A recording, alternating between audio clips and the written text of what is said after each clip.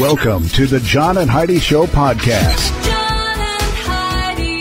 Here's John and Heidi. Thank you so much for joining us on the John and Heidi Show on a Tuesday. Hey, baby, how are you? Hey, I'm good. How are you? Fantastic. A couple of fun things. First of all, Tuesdays with Charlie coming up later in the program. Always fun to catch up with your papa. Yeah. I wonder if he's going to be in a good mood today.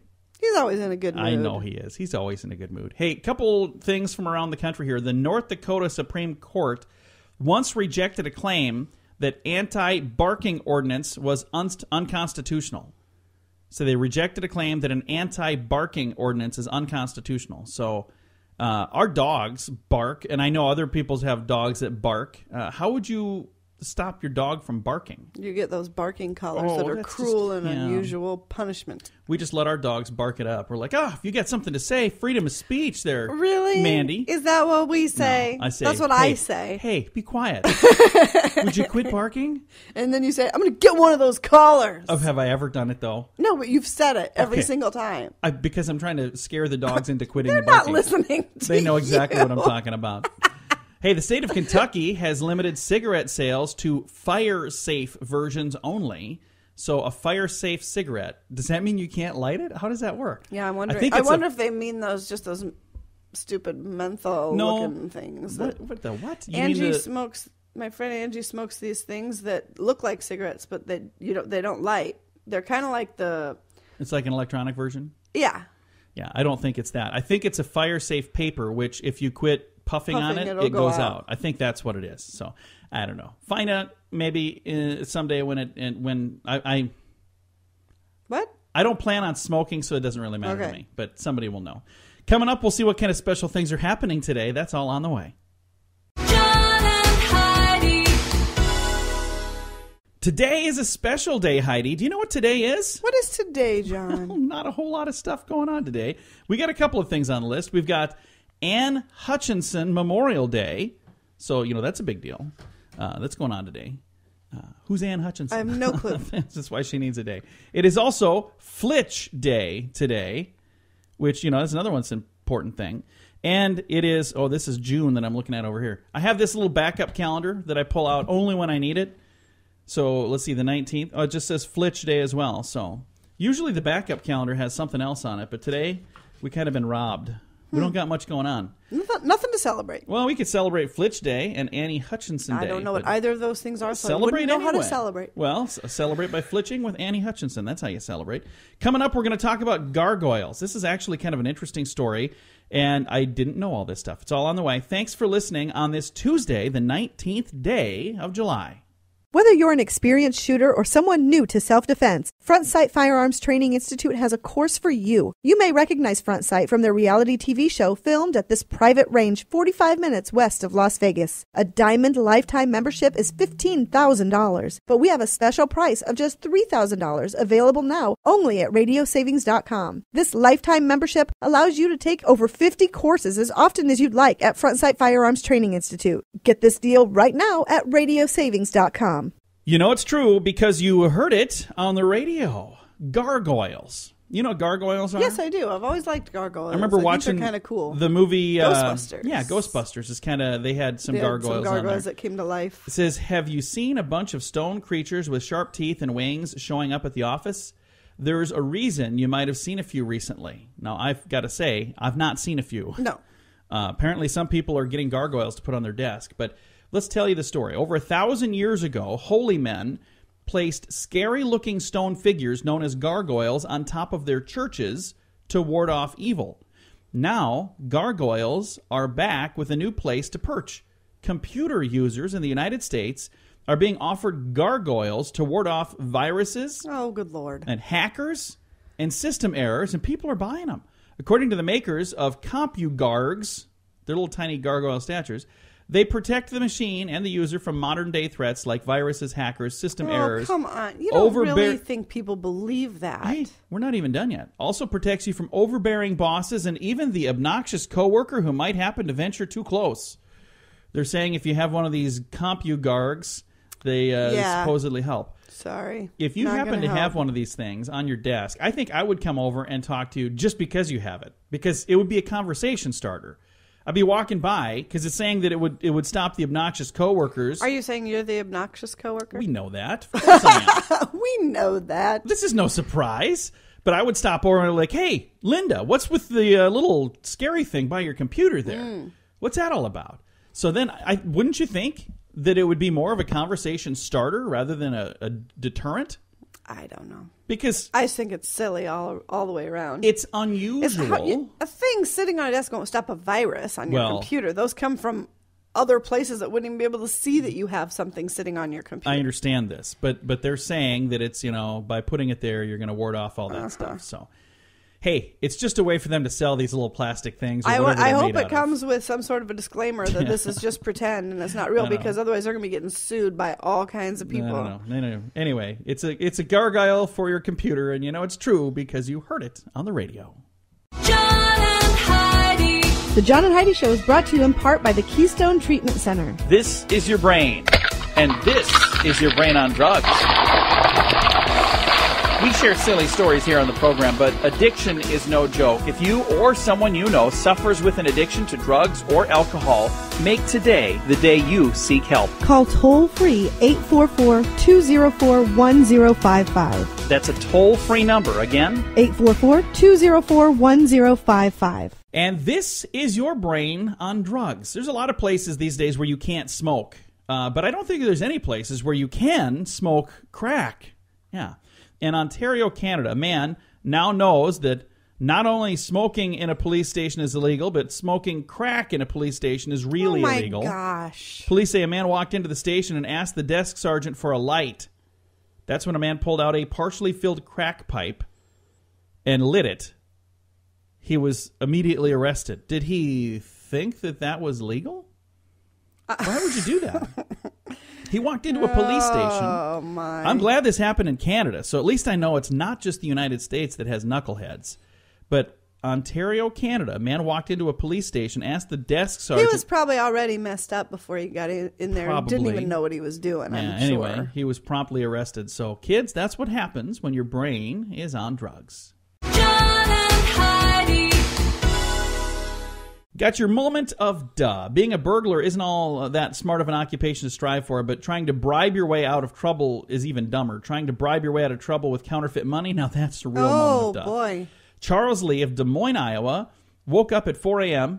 He was woken by his 87-year-old mother screaming. He ran out to find a would-be burglar had come through her bedroom window. Lee grabbed the intruder and was dragging him outside to give him a little whoop, I can't say on the radio. Right. Then the burglar tried to bribe him by offering him a $100 bill. That's where our moment of duh takes place. Lee said he knew it was fake because it had George W. Bush on it.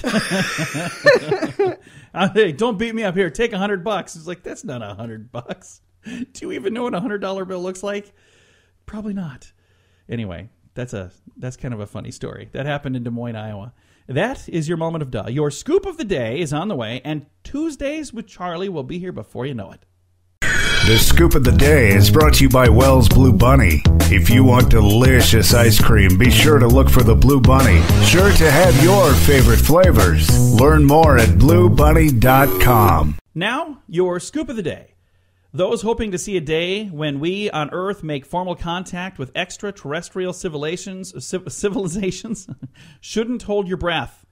They say it's unlikely to happen in our lifetimes, according to 2 Cornell University astronomy researchers who say that's because space is so immensely and mind-bogglingly big that even at the speed of light, it could take an incredibly long amount of time for a communication to reach anywhere, end quote. They're saying that we should not expect a reply for at least 1,500 years. So if we send out a message today saying, hey, are you out there? 1,500 years from now, they'll reply back and say, yeah? Okay. So what do you think about that, Heidi? I think trying to talk to space is a waste of time when we should focus on our issues here at home. Well, there you go. That was a much better answer than I thought you were going to give. So I'll move right on. A new study finds that making decisions while hungry usually leads to poor decisions. That's my problem. I make a lot of poor decisions, but I'm always hungry. So that's what the problem is, Heidi. At least now we know. I should always have a Snickers in my pocket, apparently. So, hey, did you know that your body constantly refreshes itself? What do you mean? According to an NPR report, each body part has its very own distinctive lifespan. The lining of the stomach, constantly under assault by digestive acid, is renewed every few days, but bones are refreshed like once a decade. So your body is constantly rebuilding. Huh. So, and then as you get older, it just rebuilds not quite as quickly, apparently. So if you'd like to read the whole story, it's pretty fascinating, and I don't have time to read the whole thing here, but I have it at facebook.com/John and Heidi Show.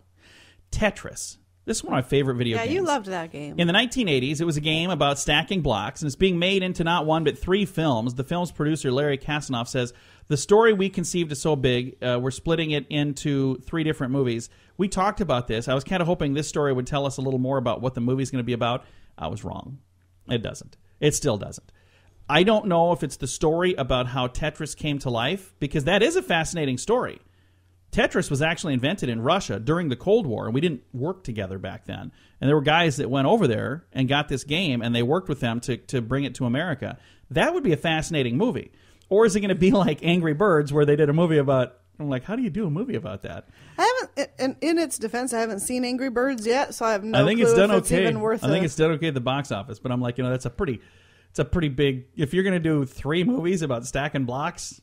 I just don't know how you'd do that. So I don't know. They must anyway, have some sort of a coming. plan. A new poll finds 67% of gamers will miss sleep in order to continue playing a video game. I could see that. If you're in the middle of a game, you'd say, well, I'll go to bed later, and then you get kind of wrapped up in it. That's why I had to take Candy Crush off of my phone. We've done that even watching movies. Or we'll be watching like we're what do they call it? Binge watching like a series, and you're going through the DVR watching stuff, and you're like, oh, it's after midnight. We got to get up in the morning. Yeah, so. I'm usually the one that says, I'm going to bed. And you're like, one more, just one more. I'm like, no, I'm going to bed. You can do whatever you want. That explains it. There's a lot of times I say that about a lot of things. Hey, a man suspected of carjacking a vehicle with 2 young children inside was arrested after he was chased by a Good Samaritan and crashed in Southern California. The kid's mother jumped onto the hood of the car when she saw it was being driven away from a convenience store where she had stopped and left the engine running. The mom was thrown to the pavement when the car swerved.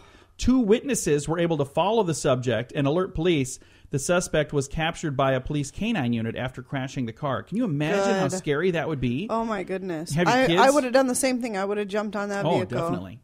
The woman at... Actually, I would have pulled my gun and shot out the tires. But yeah, you probably would have. Hey, the woman at the coffee shop keeps staring at you. Is it that you think... Is that... Let me try that again. Is that what you think, big guy? Well, relax. She's not staring at you. She's staring at your wife. A new survey found that women spend more time staring at other women than they do checking out guys. Checking out the opposition's clothing along with their hair, their weight, yeah, that's true. how much cellulite they can see, and all kinds of things. Women are kind of catty, aren't Oh, you? yeah. According to this study, you guys are pretty vicious. So there you go. So guys, she's probably not looking at you. So you can go back to being a slob and doing whatever it is you're doing. This is going to do it for your Scoop of the Day. We have Tuesdays with Charlie on the way. John and Heidi. This has been quite an election so far, and we've got a long ways to go. Stay informed at politicalstorm.com. It's a cool site with political news and information on the campaigns, plus a place to chime in and have a say in what you think. If you're into politics, you need to check out politicalstorm.com. Get informed from several different sources all in one place. Listen to podcasts like mine and learn about current election topics, read fun editorials, and engage your brain. It's your country. It's your vote. It's your voice. Politicalstorm.com. That's politicalstorm.com. John and Heidi. And it's time right now for my favorite program, something we do every Tuesday just because we can. We pick up the phone and we call my father-in-law for a little show we like to call Tuesdays with Charlie. How you doing, Charlie? It seems like Tuesday comes around about once every 7 days or so. It does. It does. It's crazy how that works out. I can't believe it. Yeah, so what kind of cool stuff we going to learn about today, Charlie? Well, if you guys do a lot of emailing, right? Yeah, Yeah. we do. You know that there's 247 billion emails sold every day, Wow. and 81% of them are pure spam. Wow, that's a lot of spam. And that's not spam meat either. That's, No. I don't know why they call it spam. There's probably a reason. Well, It's because it's something that keeps showing up and you don't want it.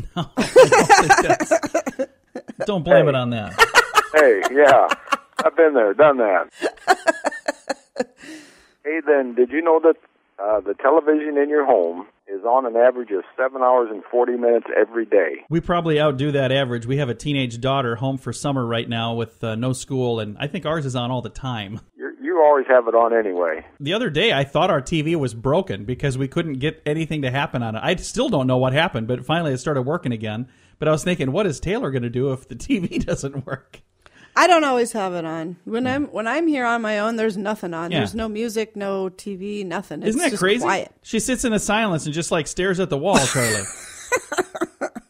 She's a little strange. Yeah, I think so. Something wrong with the way she was raised, I think. Your mother had something to do with that. Blame it on Mama.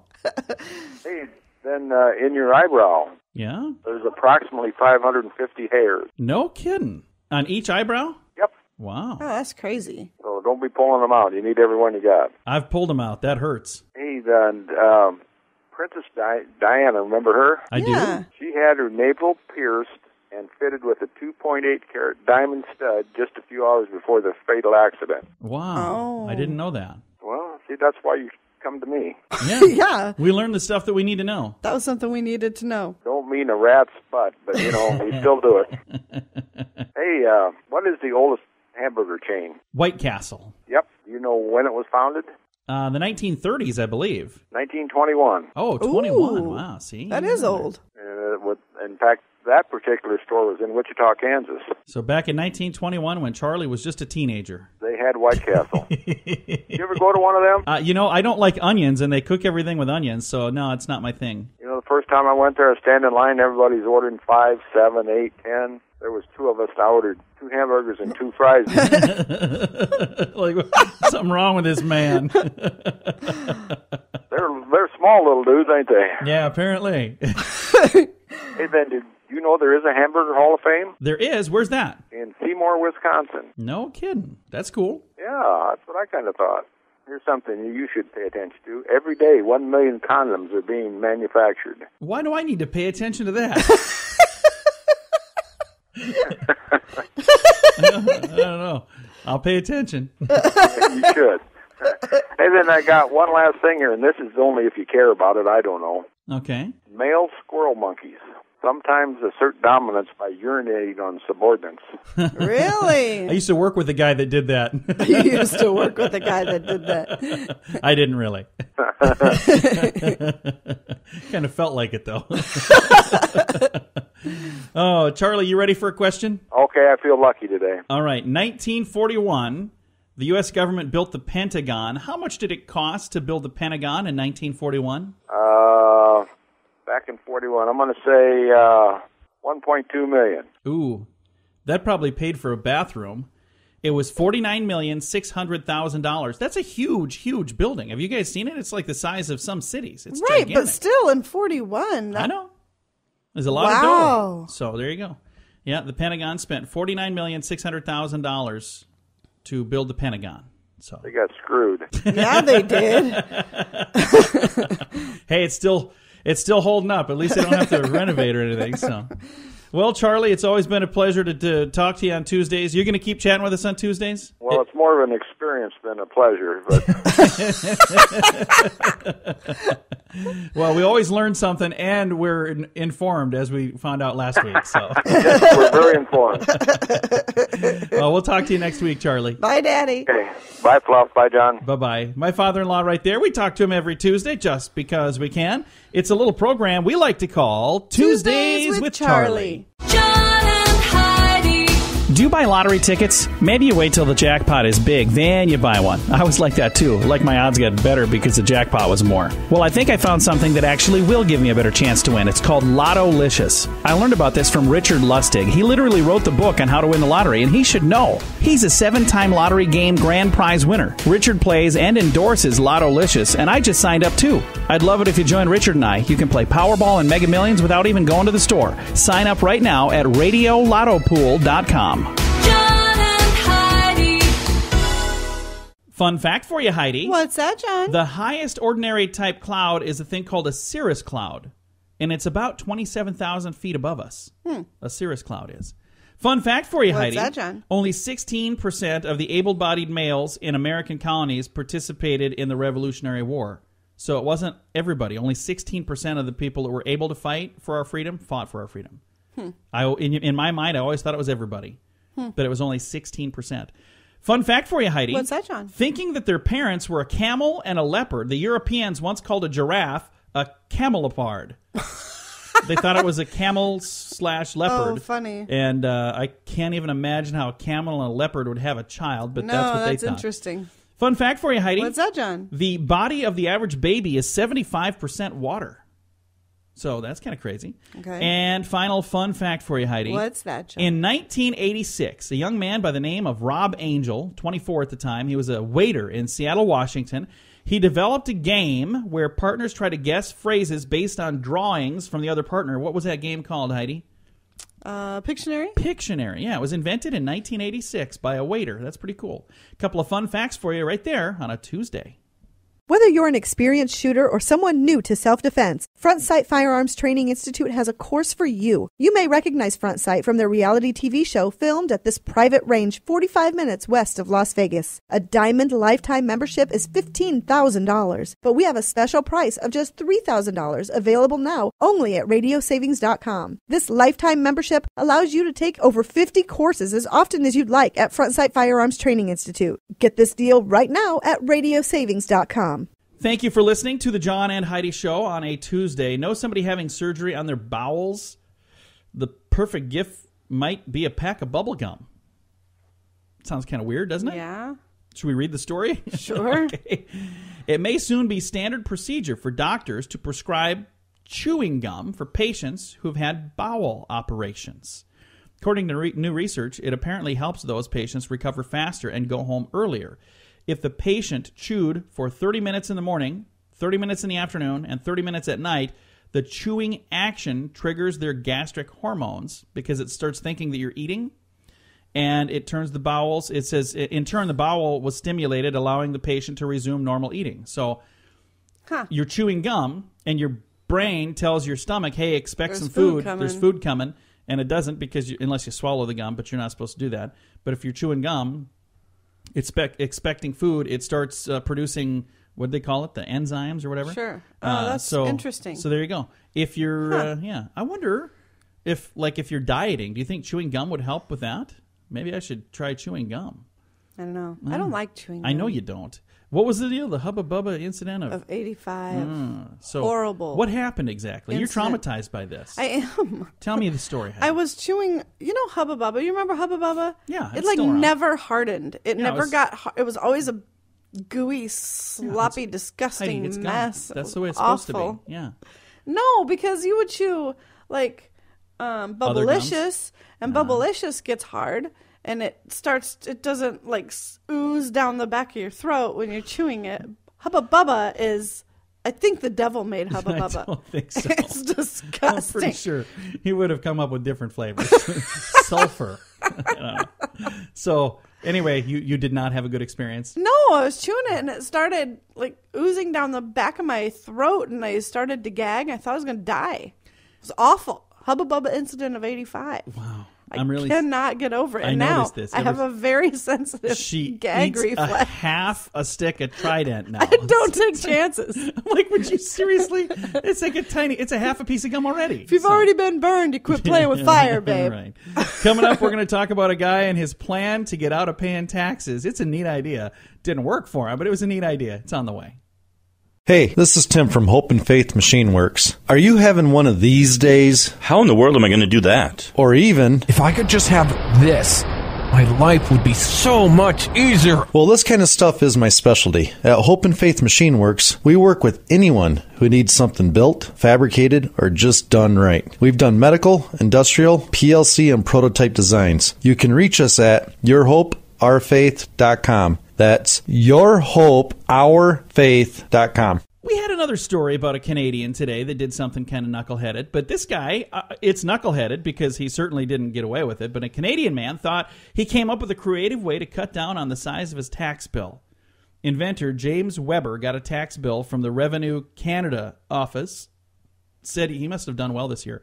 $110,000 he owed in income taxes. Sorry, I had a hiccup there in the middle. I see that. I hope that goes away.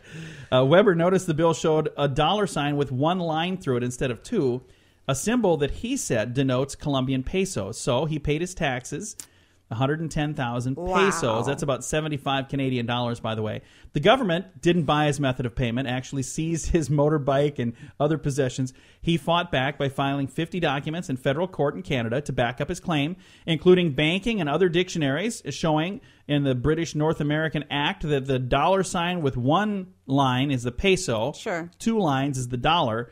The court ruled against him, and he still had to pay. Sure. But it's quite the fight that he put up. He was thinking outside the box. There He was you being go. creative. And they should probably fix their dollar sign and get it right. Sure, they should. Because if they put the Absolutely. Great Britain pound sign in front of it, that would be confusing. So if they're Right. putting the peso sign in front of it, equally confusing. So there you go. He knew what it meant. I know he knew what it was meant. Just looking for a loophole. Hey, the guy was looking for any advantage he could get. He's an inventor. He thinks outside the box. Yeah. All right. Coming up in a bit, we're going to talk about some students in Seattle and why they're in trouble. That's on the way. John and Heidi. You know, when I was in high school, I remember we had a teacher who was sensitive to perfumes and colognes, and there's a story here from Seattle. This just recently happened. 3 students in Seattle are in trouble for wearing too much cologne. Seems that 3 boys from Cedar Crest Middle School purposely doused themselves with a bunch of cologne just to cause their teacher a severe allergic reaction. Jean Bartlett told her students about the possibility of her having an allergic reaction to fragrances like perfumes and colognes. She even had a sign posted on her door alerting students to this fact. 3 students, apparently angry with their teacher, purposely doused themselves with a ton of cologne, and then they entered the class. The boys faced 3-day suspensions. They were reduced to 1 day, though, because their parents argued the sons might not have been aware of the teacher's allergies. Okay, here's the thing. These are going to be the same kids that are going to have problems for the rest of their lives. Right, because they moms and wouldn't dads, there was a sign on the door that they walked through every day. Yeah. The teacher and they mentioned wouldn't have it. done that unless that was their typical behavior every single day. You So- can't tell me that they didn't know what they And were doing. I'm all for 3 sticking of up those for your boys. kids. I get it. But you know what? If you When stick the up for your kids are kids wrong, they're when they're wrong. doing something wrong, they're going to be the ones that are standing in the street stopping an ambulance trying to save someone's life. That just happened last week. Yeah, I saw that. That was ridiculous. So, man, it just makes me really sad to hear that. But they still got at least 1 day of suspension. And I hope they learn their lesson, but probably not. Thanks for listening to the John and Heidi Show. John and Heidi.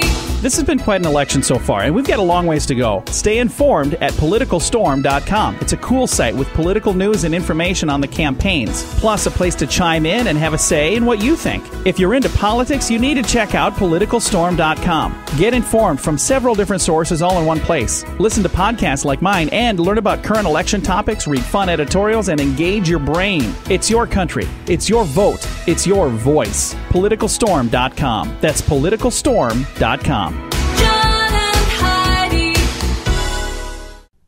If you sit less, you could extend your life. According to one study, anyway. I'll probably find another that All says... of the studies have been saying that. You Yeah, need to no. move. Every study, every single study says I have a study you've that got to says if move. you're relaxed and you're comfortable, you're going to be just fine. No. That's was the written- study you wrote. It was written by me, paid for by Lazy Boy. No, the study published in the Journal of BMJ Open, whatever that is, indicates that Americans spend about 55% of their day, or 7.5 hours, sitting. However, it appears that if they reduce their time spent seated to less than 3 hours a day, you can boost your lifespan by an extra 2 years. Furthermore, cutting TV viewing down to less than 2 hours a day could extend your life by about 1.4 years. So you're going to have a lot more time, but you're not going to have anything to do because you'll have to be just standing around not watching TV or doing anything. Or get involved in tennis or there you go. or swimming or something that you enjoy Here's what that keeps you moving. Here's what I will say. I'm not saying that this is a bad idea. I think this is a good idea. And I know last week we had people that were going out with this whole Pokemon Go thing. It was crazy. It was all over the news and people getting mugged because people were luring them to these places. I'm like, what in the world is this? But there was a story where they were talking about take a stray dog on a walk while you're doing this. That is a good idea. Now, if you want to get some exercise, even if you don't have a pet, you don't need to be playing a game to do this either. Maybe there's somebody in your neighborhood, like an elderly citizen in your neighborhood that has a pet. And if you go over and say, you know what, I'm trying to lose some weight. I want to go for walks. I notice you have a dog. Would you mind if I take your dog for a walk? Would your dog like that? That would be a really nice thing to do. And there are a lot of people who would our dogs are just going, hey, did he say walk? Our dogs are in the studio with us right now. You hear the bells jingling because they think we're going to go for a W-A-L-K. We're not.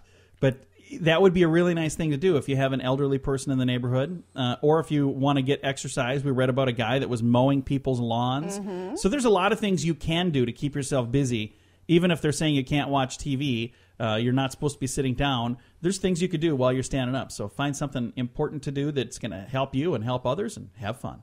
Coming up, we got some good news. That's on the way. John and Heidi. This portion of the John and Heidi Show is brought to you by the John and Heidi Show. That sounds kind of funny, but it's true. Go to your local radio station and ask them to start carrying the John and Heidi Show. Here's the best part. They can carry the show for free. They play a couple commercials, but it doesn't cost them anything every month. So if you know a radio station that could use a little bit of help, send them our way. Send them to johnandheidishow.com. Again, johnandheidishow.com. We would love to do a radio program in your community. Then you could listen to the podcast and listen to us on the radio. John and Heidi. We were sure to wrap this program up with some good news. Now, I've got some bad news, but we're going to find a way to turn it around and make it good news. So, first of all, yesterday we spoke with a young man, Chris Rhoda, with the Red Cross. So we talked about this yesterday, and it's kind of interesting because I got a story today that ties right into this. It says, blood banks across the country are reporting a shortage on all types of blood. This is bad news. This is not good news. But the good news is you can help, and we're going to get to that. Officials with a blood bank in San Diego said this week they have only 1 day's supply of some blood types. Wow. When they should go more than a week's worth in storage usually.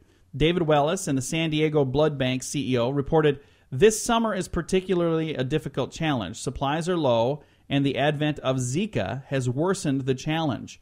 There is no substitute for blood. Donations are critically needed, end quote. Nationwide, officials say inventories often decrease in the summer because regular donors go on vacation, and there's a lot of students that donate blood, and when they're out of session for school, then they're out of session for donating as well. The need for blood remains constant, actually goes up a little bit in the summer. So here's how we're going to take this bad news and make it good news. There are people listening right now that maybe have never donated blood before. This is something that's simple and easy, and you can do it. And it really doesn't hurt. And reach out in your local community and find out, where can I donate blood? If you just do a simple Google search. Yep. Now, the young man yesterday was with the Red Cross. He gave a website you could go to find a thing through them, but it doesn't have to be through them. This thing over here was the San Diego Blood Bank. It doesn't have to be with them. It could be with your local hospital. It could be, I guarantee you there's somebody in your community that's doing blood donations, because they're happening all across the country. But again, sadly, in the summertime, we all get really busy, and it's been a while since I've donated. I got to thinking about that yesterday when I got off the phone with the guy from the Red Cross. I'm like, it's been like months. I'm like, I should probably go do that. So I'm going to be rolling up my sleeve to do it too. It's a good idea. It's a really good thing. It helps our community. Everybody's a winner, and that's good news for all of us. So there you go. If you'd like to know more about this story, I've got a link to that at facebook.com/John and Heidi Show. Time to say goodbye, Heidi. Goodbye, Heidi. Goodbye, everybody. Have a great day. Thank you again for listening on a Tuesday to the John and Heidi Show.